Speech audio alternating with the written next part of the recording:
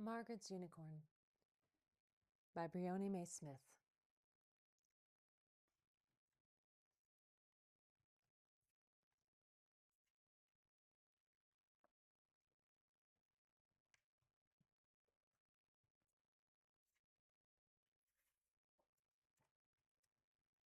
My whole world changed when we moved to a faraway place, to a cottage in the mountains, to be near Grandma.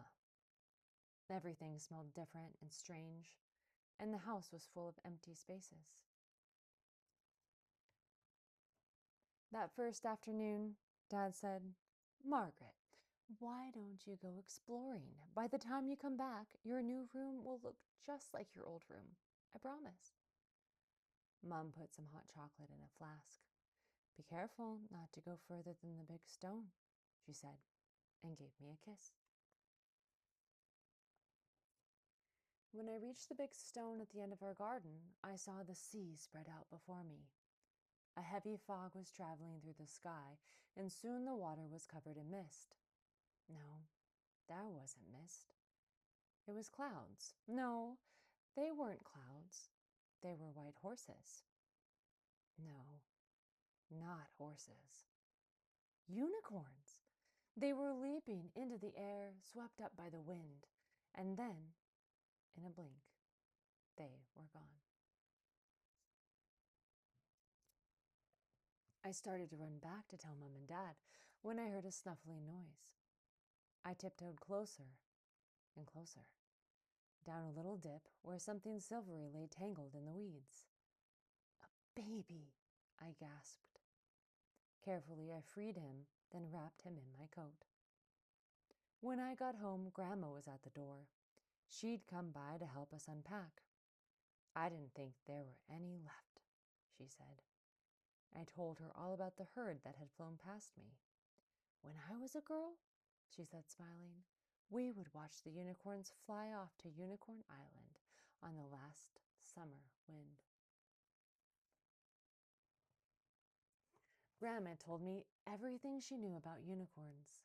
They only eat flowers, but there aren't enough here to feed them all year round. Every spring, I would wait for them to come back to eat the young heather and thistles that grow across the mountains. I looked out our cottage window. There were hardly any flowers to be seen. "What will we feed him?" I asked. Grandma thought for a moment. "Let's go," she said. We jumped into the car and headed into town. At a small shop, we bought bunches of flowers for my little unicorn.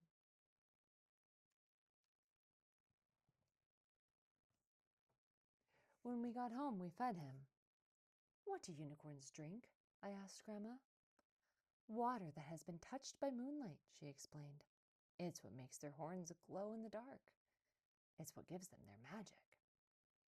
I stroked my unicorn's mane, and Grandma and I fished pillows out of the moving boxes to make him a cozy nest near my bed. After Mom and Dad had finished unloading the boxes, they came in to find us with my little unicorn. Mom knelt beside him, and he nuzzled her hand.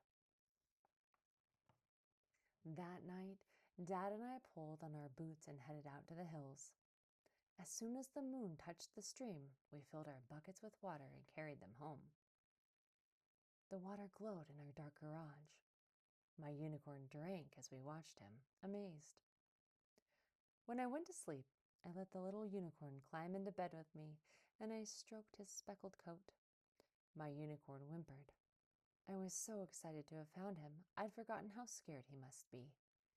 "It's okay," I whispered. "Spring will be back in no time."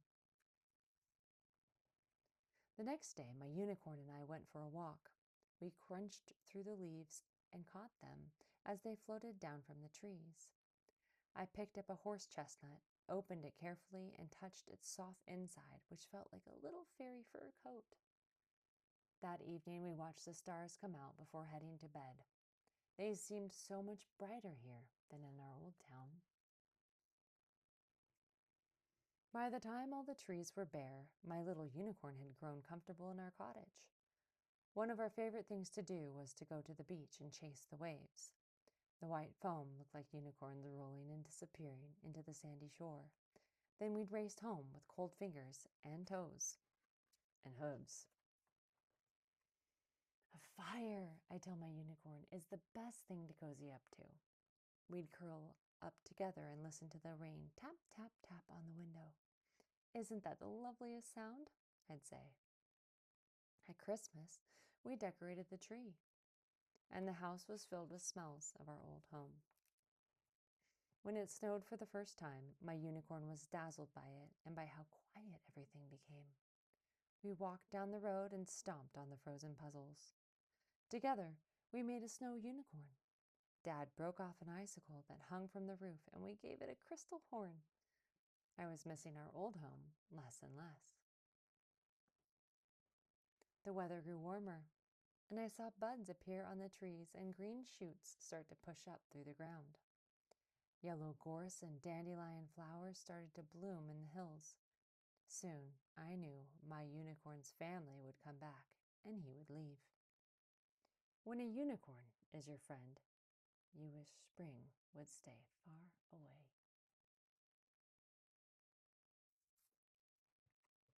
On the first day of spring, as we sat on the hill, the unicorns floated down from the sky like snowflakes.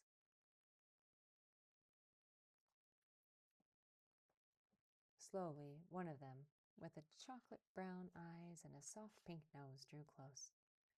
My unicorn skipped towards her and leaned against her white coat. He nuzzled her cheek. I knew this must be his mother. It was time to say goodbye to my unicorn. Please don't forget me, I whispered into his silky ear as I hugged him tightly. Now, spring has come and gone, and the days have grown longer.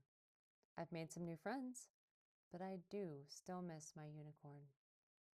One day we went walking over the hills, Mom and Dad and Grandma, my friend Abby, and me. As Abby and I were searching for bugs in the tall grass, something nudged my arm. I turned in surprise. It was my unicorn. He had grown so much already and had lost his baby coat. When he raised his head, he was taller than me, wild and beautiful. I plucked a sprig of heather from its stem and held out my palm. Cautiously, my unicorn ate it from my hand, watching me with his dark eyes. His ears flicked back and forth, listening to all around him. I wanted to reach out and touch him. He took one more flower, and then he must have heard something, or maybe I moved too quickly because he turned and galloped away in an instant. I scrambled a few paces after him and watched him disappear into the mountains. He was gone. I turned to Abby, who looked on in amazement. That was an old friend, I said. Mom called. It was time to head home, through the heather and the thistles, to our cottage in the mountains. The